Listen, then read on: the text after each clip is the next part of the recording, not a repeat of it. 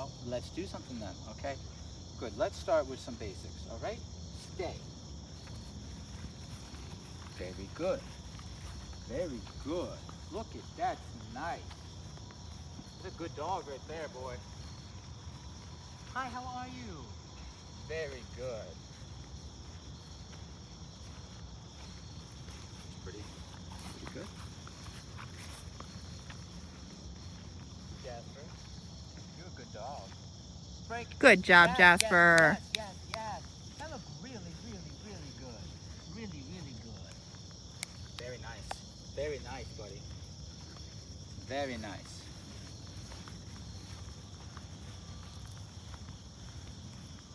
Let me try. See where the walk is at. See where the walk is at.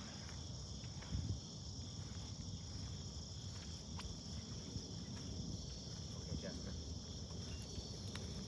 That was a beep right into the walk. So every time you tell your dog to heel, you'll tap the tone, tap your left leg, and start walking. They should go right next to your left leg. That's what he's learning now. Good. This is the early part of the process. What I like about this is you get to see what happens here. I can recall him and go like this, and he kind of gets to come, he understands to come over here.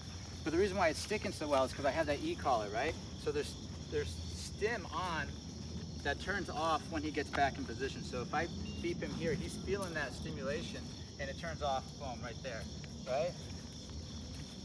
Come here, buddy. Yeah, and then it's replaced with a pat, like nice work.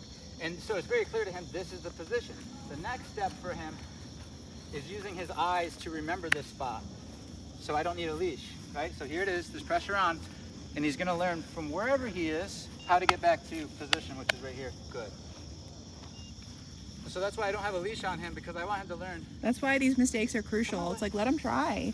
Because every time he tries, he realizes they don't work, and the only thing that works is staying next to Josh's left leg. That's why doing this off leash is so valuable. We don't want to restrain him. We want him to make that choice on his own to stay there. The education is just so fast and so deep.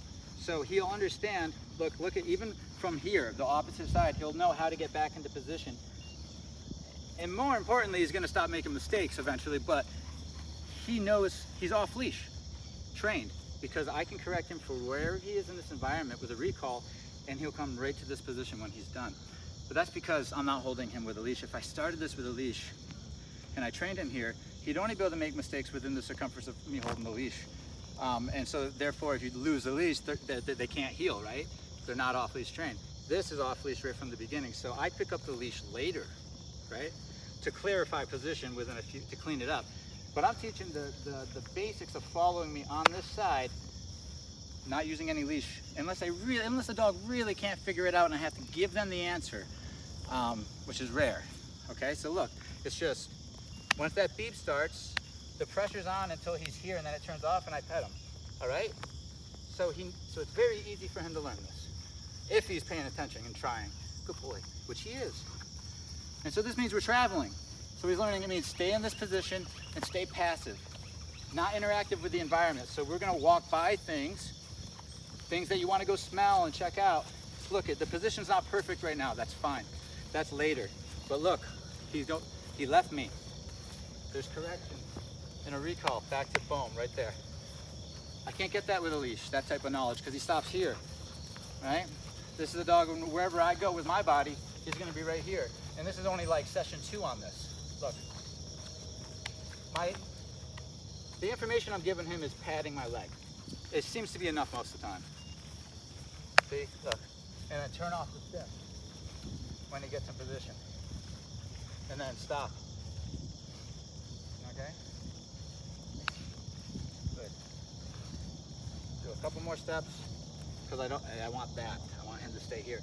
When I stop, I don't want him going around or either way. Good. And then I just want this, and then I want stay. Stay. Okay?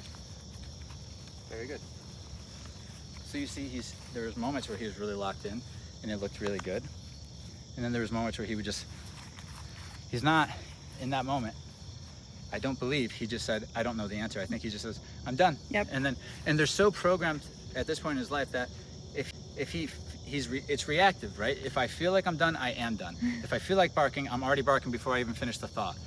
It's just, there's the fence, there I go. There's the squirrel, there I go. There's the food, there I go. There's no stop and think and ask permission. That's really what it is. So, AKA lack of respect. That's what we know. We know you need trust and respect for things to run as smoothly as they can with an animal in our house.